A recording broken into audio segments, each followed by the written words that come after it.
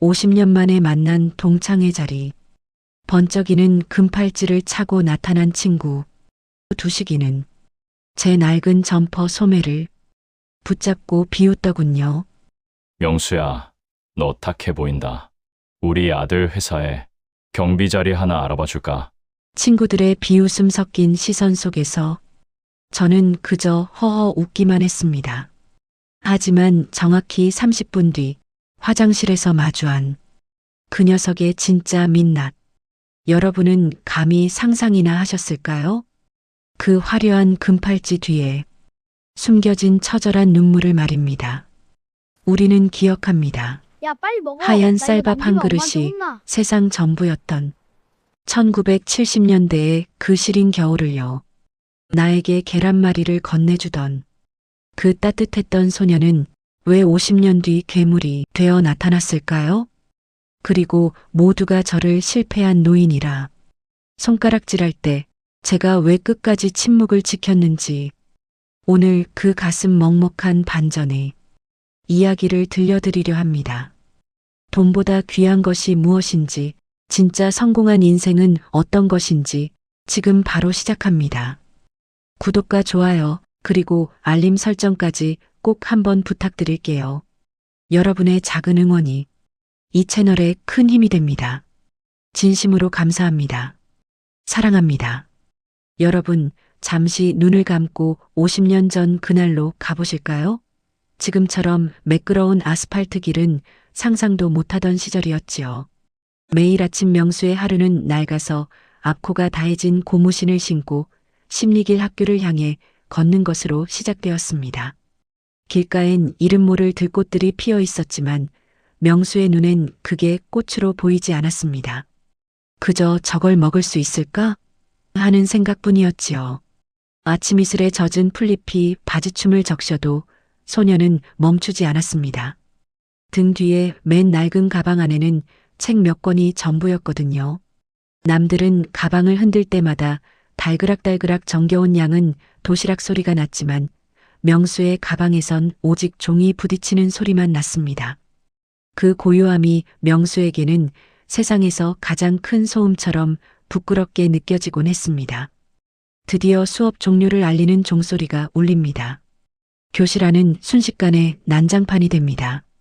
아이들은 저마다 책상 위에 도시락을 올려두고 뚜껑을 열기 바쁩니다.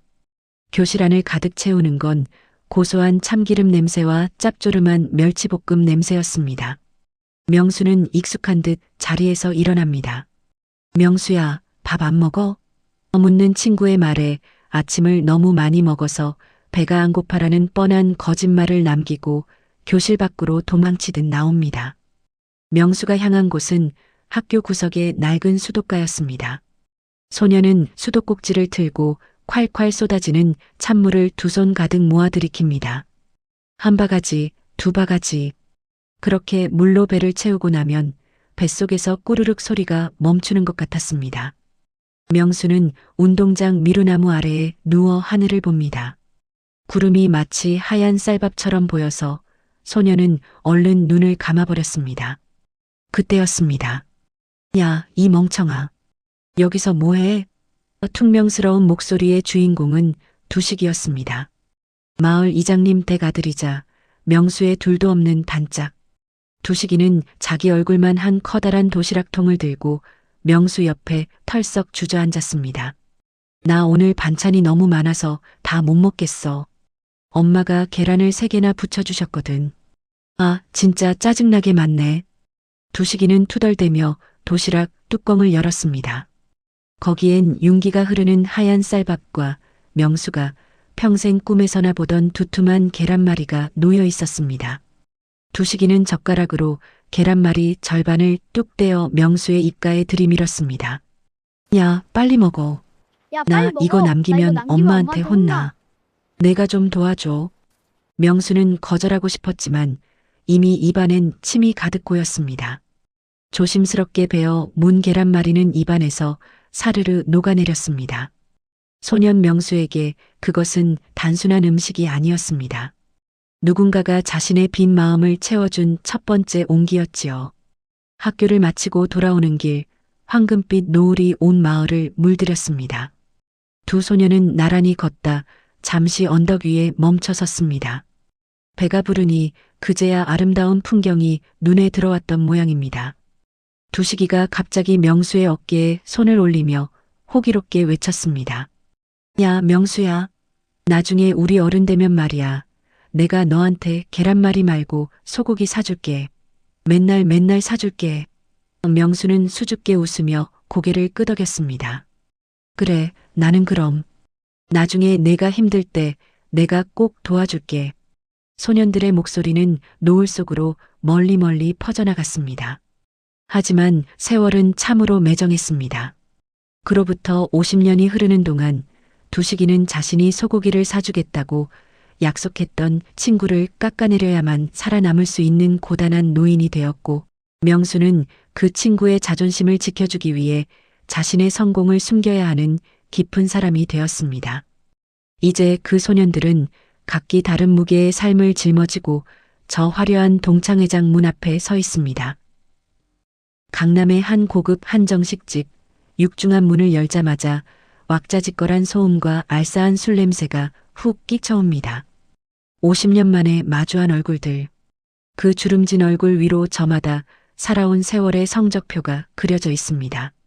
누군가는 자식 농사 잘 지어 손주 사진을 훈장처럼 돌려보고, 누군가는 그저 오늘 이 비싼 밥 한 끼 얻어먹는 게 고마워 연신 비굴한 웃음을 짓기도 합니다. 화려한 샹들리에 조명 아래 친구들은 저마다의 가면을 쓰고 앉아 있습니다. 나 이만큼 성공했어.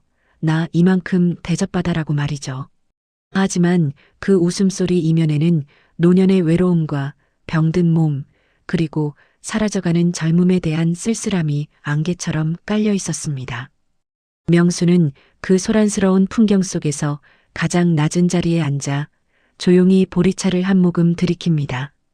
그의 수수한 점퍼는 이 화려한 방 안에서 마치 섬처럼 고립되어 보였지만 그의 눈빛만은 깊은 호수처럼 고요했습니다. 방 안의 분위기가 최고조에 달했을 무렵 복도에서부터 요란한 구두 소리가 들려옵니다. 문이 벌컥 열리며 나타난 건 온몸을 명품으로 휘감은 두식이었습니다. 아, 다들 왔냐? 내가 좀 늦었지? 오늘 골프 모임이 길어져서 말이야. 두식이가 팔을 휘저을 때마다 소매 끝에서 굵은 금팔찌가 번쩍이며 눈을 찔렀습니다. 그는 앉자마자 제 집 안방인 양 지배인을 불러 가장 비싼 양주를 주문합니다. 그리곤 묻지도 않은 자식 자랑을 쏟아내기 시작했지요. 우리 큰 놈이 이번에 대기업 상무 달았잖아. 사윈 놈은 검사고. 에휴, 나는 돈 쓸 데가 없어서 고민이야. 두식의 목소리가 커질수록 식탁의 온도는 급격히 식어갔습니다.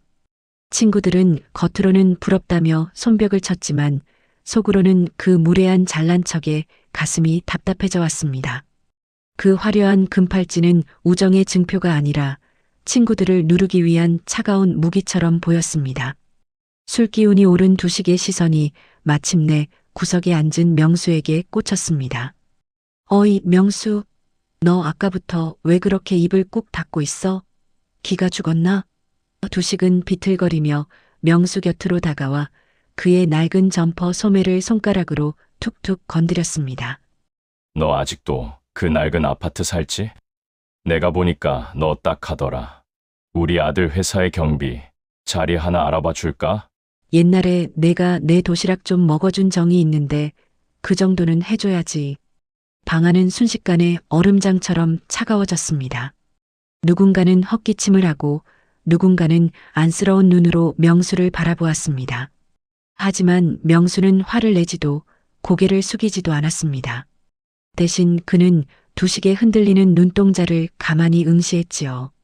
그 순간 명수는 보았습니다. 두식의 거만한 목소리 뒤에 숨겨진 떨림과 초조함을요. 두식아, 술 많이 취했다. 좀 앉아라. 명수의 차분한 목소리는 두식의 허세를 단칼에 베어내는 날카로운 검 같았습니다. 연회장이 비좁다는 듯 큰 소리를 치며 술잔을 기울이던 두식이가 갑자기 안색이 흙빛으로 변하며 화장실로 뛰어갔습니다. 그가 지나간 자리엔 비릿한 술 냄새와 함께 묘한 불안감이 감돌았지요. 명수는 걱정스러운 마음에 조용히 자리에서 일어나 그 뒤를 따랐습니다. 화장실 문을 열자마자 들려온 건 조금 전에 호기롭던 목소리가 아니었습니다. 벽을 긁는 듯한 거친 기침 소리와 꺽꺽거리며 토해내는 신음. 명수는 멈춰섰습니다. 세면대를 붙잡고 고개를 숙인 두식의 떨리는 손등 위로 그 번쩍이던 금팔찌가 오히려 족쇄처럼 무거워 보였습니다. 그는 입가에 묻은 핏자국을 닦아내며 거울 속에 자신을 멍하니 바라보고 있었습니다. 그 눈에는 오만함 대신 당장이라도 꺼질 것 같은 촛불의 공포만이 가득했습니다. 두식이가 황급히 주머니에 집어넣으려다 바닥에 떨어뜨린 종이 조각 하나. 명수는 그것을 조용히 주워들었습니다. 거기엔 말기암이라는 네 글자와 함께 감당할 수 없는 숫자가 적힌 채무 독촉장이 선명하게 박혀 있었습니다. 아들 자랑, 돈 자랑을 늘어놓던 그 당당함은 사실 무너져가는 삶을 지탱하기 위한 마지막 발악이었던 셈이지요. 친구들에게 비웃음 사기 싫어 빌려온 금팔찌와 가짜 명품 가방. 그 무거운 가면을 쓰고 두식이는 오늘 이 자리에 서 있었던 겁니다. 거울 속 자신의 초라함을 견디지 못한 두식이가 결국 세면대 앞에 주저앉아 소리 없이 어깨를 들썩였습니다. 50년 전 명수에게 하얀 쌀밥을 밀어주던 그 든든했던 소녀는 이제 어디에도 없었습니다. 명수는 그 독촉장을 조용히 자신의 주머니에 넣었습니다. 그리고 세면대 앞에 무너진 친구의 어깨에 자신의 낡은 점퍼를 말없이 덮어주었습니다. 두식아, 바람이 차다. 옷 여며라. 두식은 놀란 눈으로 명수를 바라보았습니다. 자신의 치부를 들켰다는 수치심에 얼굴을 들지 못하는 친구에게 명수는 그저 빙그레 웃어 보였습니다. 나 학교 다닐 때 내가 준 계란말이 그게 참 비싼 거였다는 걸 이제 알겠다. 이젠 내가 갚을 차례네. 명수는 두식의 떨리는 손을 꼭 잡았습니다. 그 손은 차가웠지만 명수의 온기가 전해지자 조금씩 떨림이 멈추기 시작했습니다. 그것은 복수가 아니었습니다. 평생 남에게 지기 싫어했던 친구의 마지막 자존심을 지켜주려는 세상에서 가장 품격 있는 배려였습니다. 두 사람의 손을 잡고 다시 연회장으로 들어온 명수는 수수한 점퍼 차림 그대로 친구들 앞에 섰습니다. 그때 한정식 집의 총지배인이 정중하게 다가와 허리를 숙였습니다. 회장님, 이번 달 재단 장학금 집행 서류입니다.